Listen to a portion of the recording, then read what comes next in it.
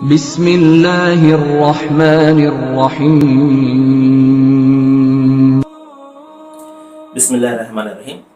మిత్రులారా, భారత స్వతంత్ర పోరాటంలో ముస్లింల పాత్ర గురించి మనం తెలుసుకుంటున్నాము. నిన్న మనం అనేక రకాలైనటువంటి నినాదాలు ఏ విధంగా ముస్లిం పెద్దలు ఇచ్చారో నేను మీకు చెప్పడం జరిగింది.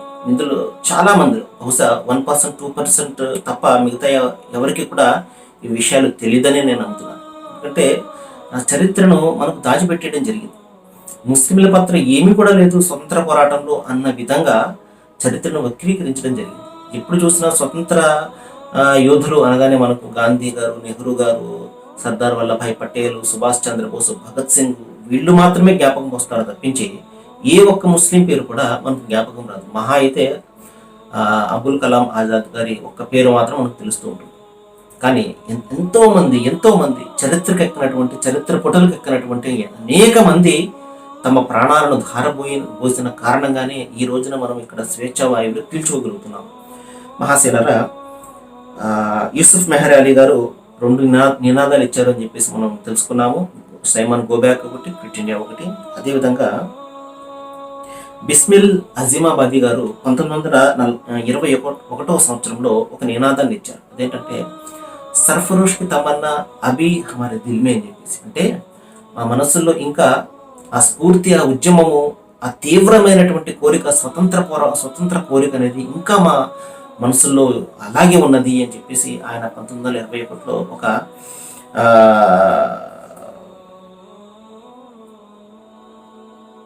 ఒక రచన చేయడం జరిగింది. సర్ఫరోష్ కి తమన్నా అభి హమారే దిల్ మే అని చెప్పేసి. చాలా ఎక్కువ అది ప్రభావితాన్ని చూపించింది ప్రజల్లో. స్వతంత్ర పోరాట యొక్క స్ఫూర్తిని రగిలింపజేసింది ఆ కవిత, ఆ రచన ఏదైతే ఉందో. ఆ తర్వాత సోదర మహాశిలారా, ఇంకా మనకు తెలుసు, మనం ఎక్కువగా తరానే హింద్ అంటే భారతదేశపు గేయాన్ని మనం పాడుకుంటూ ఉంటాం. అదేంటంటే సారే జహాసే అచ్చా హిందూ సితా హమారా. అంటే ప్రపంచ దేశాలకు అన్నిటికంటే కూడా గొప్పదైనటువంటిది భారతదేశం మాది అని చెప్పేసి. హమ్ బుల్బులే ఇస్కి ఏ గుల్ సితా హమారా. మేము ఈ ఇక్కడ ఉన్నటువంటి చిన్న చిన్న బుడగల్ లాంటి వాళ్ళము, ఒక పుష్పపు గుచ్చంలో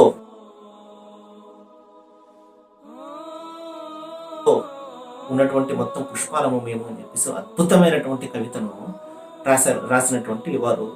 ఇది మనందరికీ కూడా తెలుసు, చాలా మందికి తెలియకపోవచ్చు. అదే మహాకవి ఇక్బాల్ గారు, అల్లమా ఇక్బాల్ గారు రాసినటువంటి కవిత ఇది. ఇప్పటికీ మనం పాడుకుంటుంటాం, సారే జహాసే అచ్చా హిందూ సీతా హమారా అని చెప్పేసి. ఇది కూడా ఒక ముస్లిం ఇచ్చినటువంటి కవితే. ఈ విధంగా అయితే మిగతా నినాదాలు ప్రాచుర్యం పొందాయో, సారే జహాసే అచ్చా అన్నది కూడా మన మనసులో ఒక రకమైనటువంటి దేశం పట్ల ఉన్నటువంటి ప్రేమను అది వ్యక్తపరుస్తూ ఉంటుంది, రగిలింపజేస్తూ ఉంటుంది. ఆ తర్వాత భారత స్వతంత్ర పోరాటంలో ముస్లింల పాత్ర గురించి మనం తెలుసుకుంటున్నాము.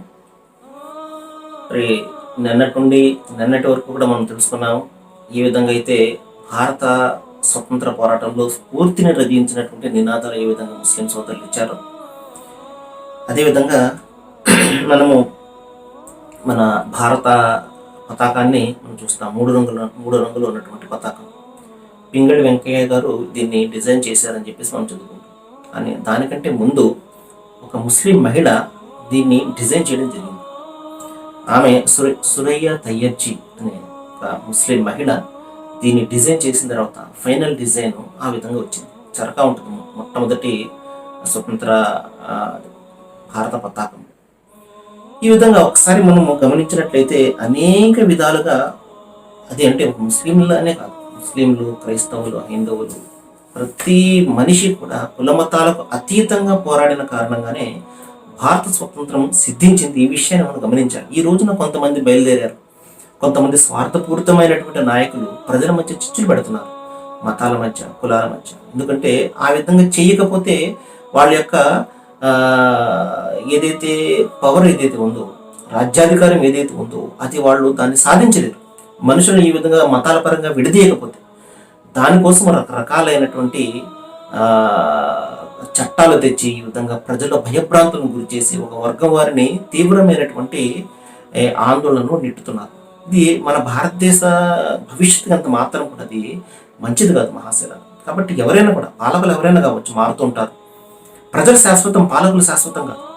ప్రజల కోసం ఏ పాలకులైనా పనిచేస్తూ ఉండాలి, వాళ్ళ ఆకాంక్ష మేర పనిచేస్తూ ఉండాలి, వాళ్లకు మరింత సౌలభ్యాన్ని కలిగించే విధంగానే మేము ప్రయత్నం చేయాలి తప్ప వాళ్ళ జీవితాలను దుర్భరం చేయడం కోసమో, వాళ్ళ జీవితాలను డిస్టర్బ్ చేయడం కోసమో, అన్నదమ్ముల మాదిరిగా కలిసి ఉన్నటువంటి ప్రజల మధ్య చిచ్చులు పెట్టడం అనేది ఎవరికి కూడా మంచిది కాదు.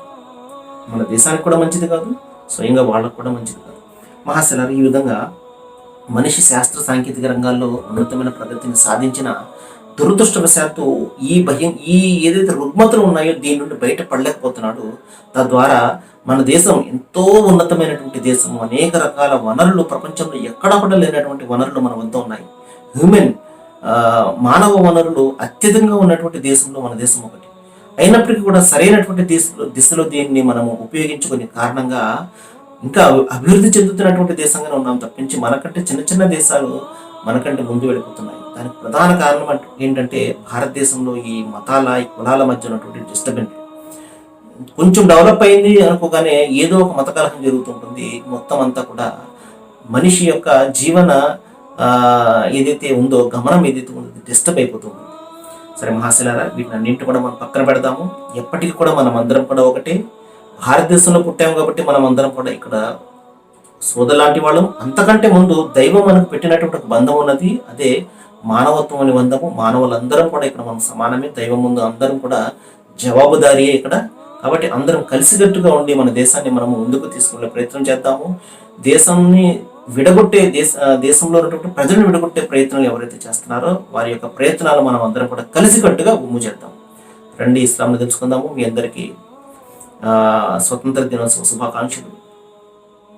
సర్వే జన సుఖనో భవంతు. Thank you.